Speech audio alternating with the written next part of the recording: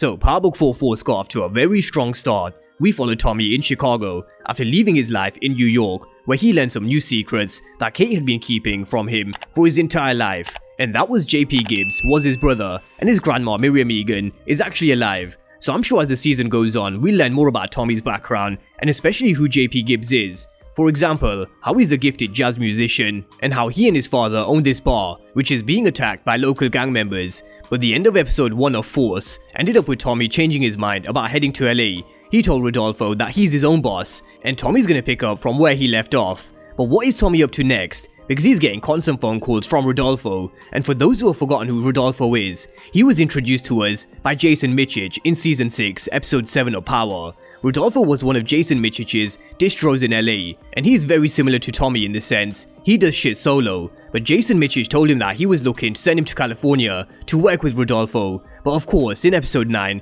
Ghost killed Jason Michich and blamed his death on Dre. But as we all know from episode 1 of Force, Tommy changed his mind for a few reasons. There's Gloria, his brother JP Gibbs, and he's also been introduced into the drug game and the biggest players in Chicago. But the Serbs are still from Chicago, and this still may very well be a storyline that is picked up at some point in Force. And very interestingly, Detective Whitman in Power Book 2 Ghost was also looking at the Serbian network as well, so a possible connection between the two shows could be this. But let's start with Tommy and Gloria, because we saw Tommy striking up a bond with Gloria pretty much straight away, because she's someone who cooks Michelin level Jamaican dishes, and we all know how much Tommy loves food, so of course Tommy was gonna come back. But Gloria's gonna question Tommy, why did he come back? And Tommy says there's just something about this town, and Gloria is definitely one of those reasons. Let's think about it. Tommy has a gaping hole in his life to fill after Lakeisha, and Gloria does as well because her husband was deployed but never came back, and this is what both of these two have in common. They're both suffering heartache, loss of loved ones,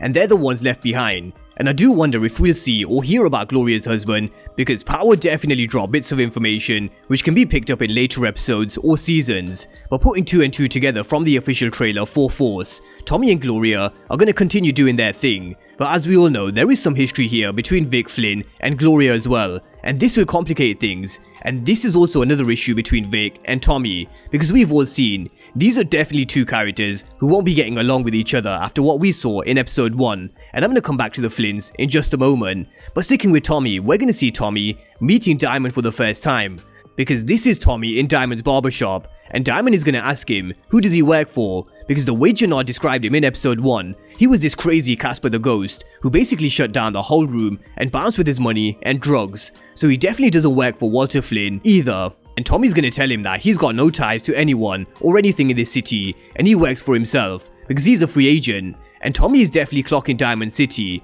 We see him looking at the map and plotting his next moves, but I do think Diamond and Tommy will strike up a good working relationship because of Tommy's ability to get shit done and how he's not afraid of the Flynns. Now it does seem like this kidnapping of Tommy is staged by Diamond as a test, and this is when he'll realize he's the real deal, because Tommy is no stranger to being kidnapped. It's happened to him countless of times in Power. But the question is, how does this impact Diamond's relationship with his brother Jenard? Because all of a sudden, Jenard has gone from running the organization to now his brother taking over and building this working relationship with Tommy. And in one of the teasers, we even heard Jenard telling Diamond that no CBI business goes down without him. So Tommy and Diamond working together so closely could definitely cause a conflict between the two brothers. And have they gone to visit the Flynn family in this scene, where they've got guns pointed right in their direction?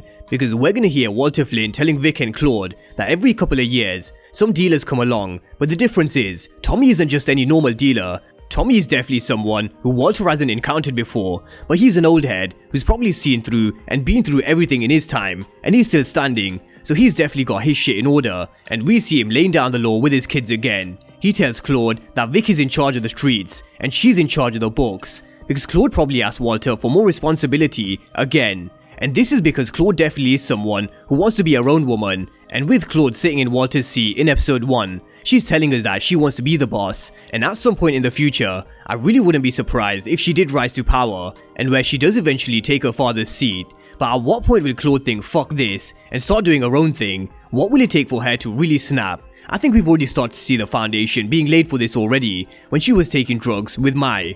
This was the first time she tried something like this, and she's now hungry for more, and this drug's dangerous, which is why the Flynn family don't fuck with it. but we've also seen this struggle for power within family play out in Power Book 2 Ghost, most recently in Season 2, when Diana and Drew had enough of taking orders from playing their positions under Monet, and we all saw how that worked out for them, because Diana definitely had a hand in the Tejada split and Zeke's death. So is it such a bad thing that Walter has people playing their positions if it means keeping their families safe from death and prison? Because the Flynn family have been going strong for a very long time, and that's credit to everyone, but especially Walter Flynn. Now, old school gangsters and old heads generally in life hate change. They like doing things in a certain way, so Vic runs the streets and Claude does the books. But the problem is, Vic isn't up to running the streets either, for a few reasons. First, he went to a meeting with a connect being short on his money, and that's not how you do business. Tommy is someone who always did business cash up front. There were no exceptions made, even for Kanan when he wanted back in power.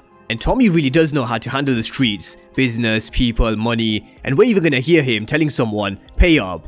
But Vic is also someone who's tapping into this market with coke, which is something which Walter Flynn doesn't fuck with, and the reason why they don't is because it keeps law enforcement off their backs. And another reason why Vic isn't up to the job was because he was doing business with these yardies, Bruno and Owen, and not knowing who this connect Zamost is. And this is why I believe Walter Flynn will definitely end up taking a liking to Tommy, because he won't make the same mistakes that his son Vic is making. Tommy is someone who knows the game, hence why Jason Michich wanted him to eventually run both coasts and work with Rodolfo without Ghost. So over time, it may not be in episode 2, but I do expect Walter Flynn to see something in Tommy that makes him think, okay, I can definitely work with you because I see a younger version of myself in the way you do things. And this is when I think we're gonna see the beef between Vic and Tommy really beginning to pick up, because then he's got Tommy stealing his girl Gloria and then stealing his position in his family, which should probably end up with Vic betraying the family and proving Claude right that he doesn't have what it takes, she does. But coming to JP Gibbs, this is another reason why Tommy turned his car around and decided to stay in Chicago. We're going to be introduced to his bar, and who knows, maybe his father and some more secrets. But elsewhere, we're also going to be introduced to another new character called Elijah, and you can spot him behind Tommy in Diamond's barbershop, and he's a high-ranking member